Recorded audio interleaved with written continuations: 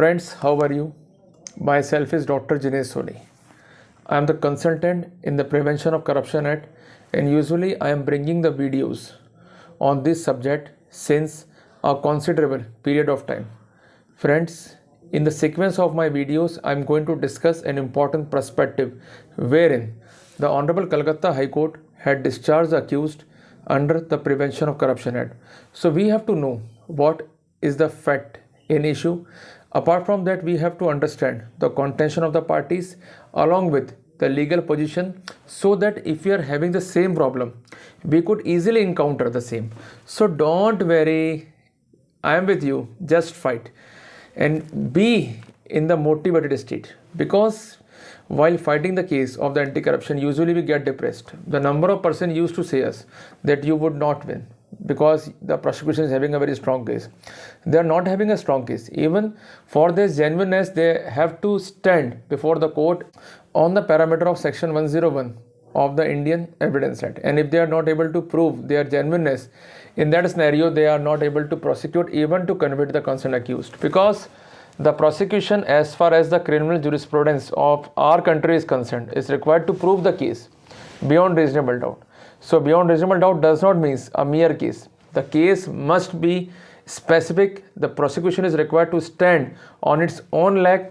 The weakness of defense could not be a ground for the heavy and healthy prosecution.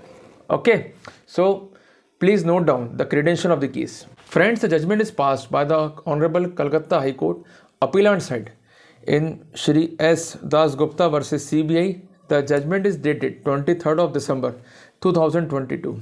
So directly I am coming on the point, because the observations are in the favor of the accused.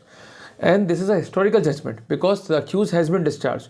So we have to know the strategy and we have to know the contention, so that we could raise a very strong case before the concerned court. So if inter alia the concerned special court or the concerned district court reject your petition, then don't be disappointed. We have to fight with new legal strategies. So directly I am coming on the judgment.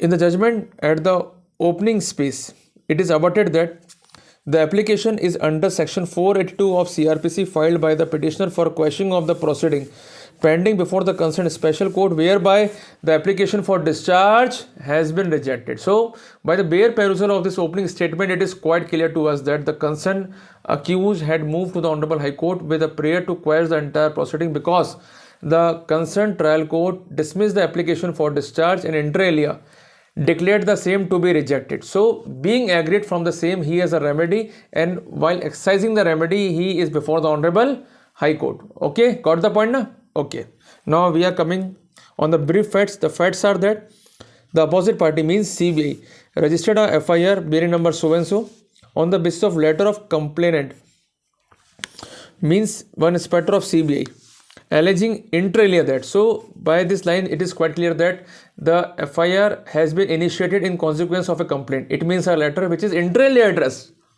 by the concerned official of the CBI, in which it is mentioned that what it is mentioned, the petitioner number 1 has huge assessed in his name and the name of his family during the check period from so and so to so and so, which was disproportionate to his known source of income. So again, it is clear that the prosecution has a specific case, because when the concerned assessed of the accused has been computed between the check period assigned by the CBI, it is found that it is in huge quantity and not appropriate in term of his income, and that's why they use the term disproportionate to the known source of the income. The CBI conducted the investigation, and after investigation they have filed the charge sheet as per section 13(1)(c) of the Prevention of Corruption Act against the accused and as well as against the co-accused. It means the accused number 2 under section 109 of the Indian Penal Code, read the section 13(1)(c), 13(2) of the Prevention of Corruption Act. So by this line, it is quite clear that whenever they are going to investigate, they usually involve our brother, our mother, our sister, even wife, for the alleged offense, by submitting that either she abetted you or you abetted her.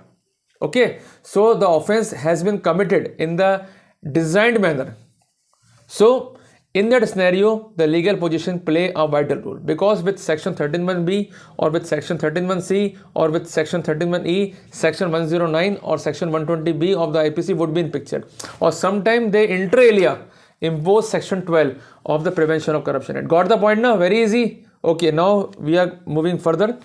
The petitioner inter alia filed the application for discharge, but the same has been rejected. During the course of argument before this court, I found no merit in the prayer of petition number 1, but there is an illegality in the impugn order as far as the consent petitioner number 2 or accused number 2 is concerned. It is observed by the court initially. What the submission is submitted before the court, the submissions are that the petitioner number 2 is the wife of the petitioner number 1, as I submitted you, because in these cases they usually involve your wife, brother, sister, etc., etc. But in this case, the same scenario occurs. The wife of the concerned petitioner number 1 has been added as a party. She is the housewife. She had no role to play in the instant alleged offence committed by petitioner number 1. So this is a prime argument before the concerned court.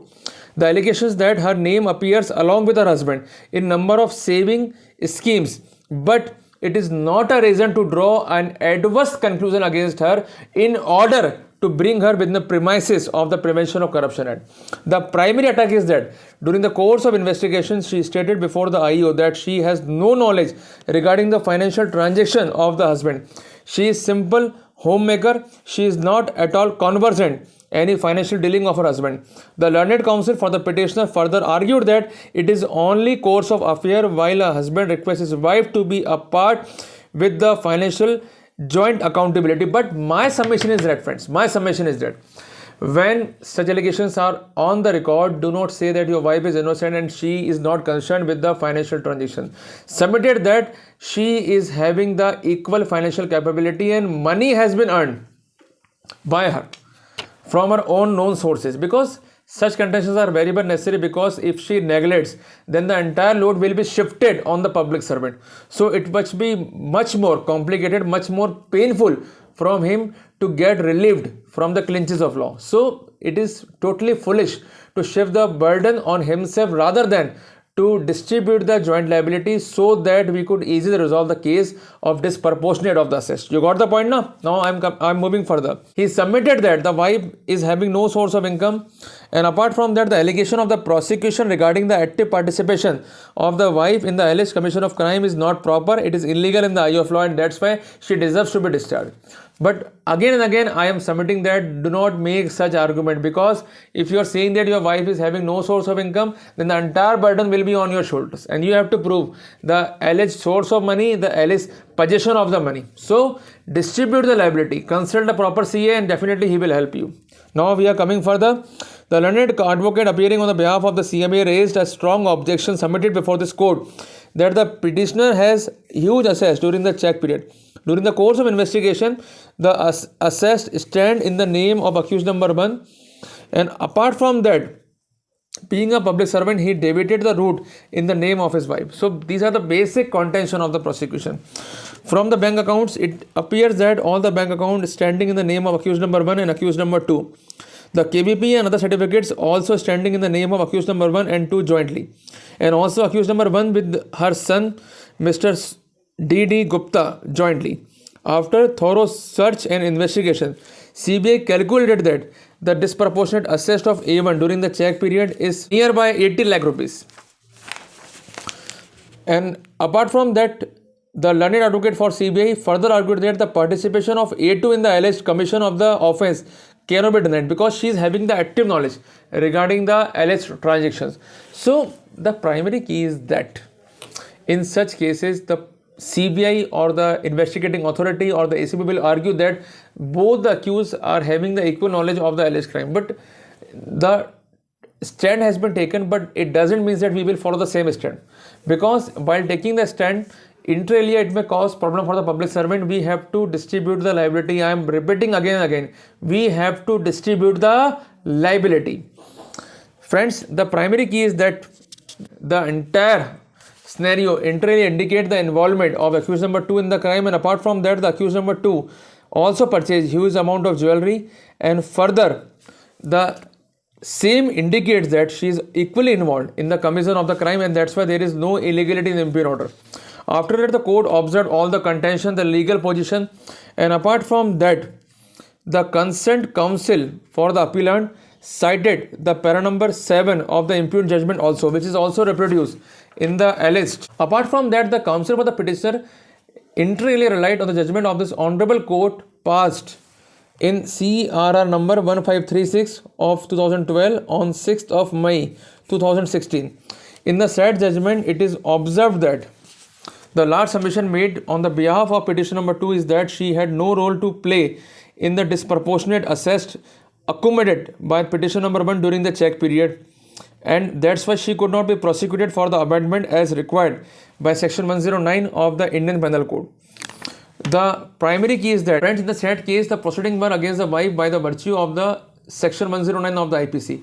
The prime allegation is that she abetted and by having the active collision with the husband, she inter alia grabbed the properties. But the court has quashed the proceeding on the ground that by mere involvement, no person could be prosecuted in the crime. The prosecution has to brought the specific case if the prosecution is not bringing the specific case against the accused. In that scenario, on mere hypothesis, on mere conjecture, on mere surmises, the accused could not be prosecuted. You got the point now? So we are moving further. The learned counsel for the petitioner submitted that the fact and circumstances cited by him is much more similar, and that's why the benefit should be inclined in favor of his client. And apart from that, on the behalf of CBI, number of judgment had been cited. The court observed that, friends, in the case of K. Punnuswamy, the judgment is 2001 SCC page 674. The Honorable Supreme Court has upheld the order of conviction as far as the government servant is concerned. But inter alia, the judgment of conviction passed against his wife and daughter has been set aside because there is no specific role against them, and apart from that, the plea of Benami has not been proved against those accused person. And apart from that, the court has mentioned that I have gone through the contention, the legal position, and as far as the court has considered the scope of discharge as well. The court observed that it is the acceptable principle of law at a time of hearing discharge petition. The court is not required to have the microscopic analysis of the evidence. The court is not required to consider the merit of the evidence. The duty of the court in hearing in such application is that whether a prima facie case is made out or not. If it is made out, then the court is bound to frame the charges. Even the court is not required to give the detailed order while framing the charge. But the court observed that the charge was framed under Section 13(1)(c), 13(1)(2) of the Prevention of Corruption Act, read with Section 109 of the IPC against accused number 2.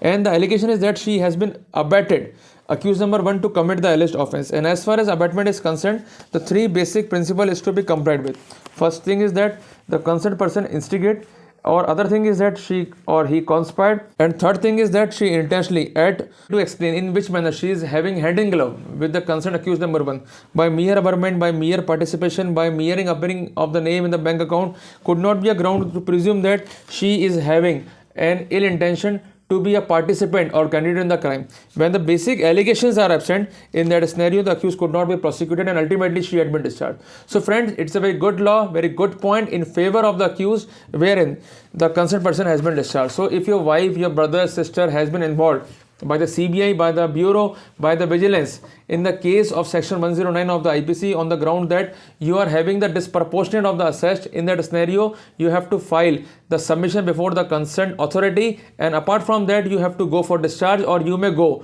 for the questioning of the entire FIR of the proceeding. Because by merely appearing of your name, by merely asking that you are involved in the crime, or by merely asking that you are having hand in glove with the concerned accused is not a ground to presume that you are a culprit. So just aware for your right, and if there is any illegality on the part of CBI and they are deliberate in making of such cases, in that scenario you definitely have to go to the Honorable High Court or to the Honorable District Court for the questioning of the proceeding.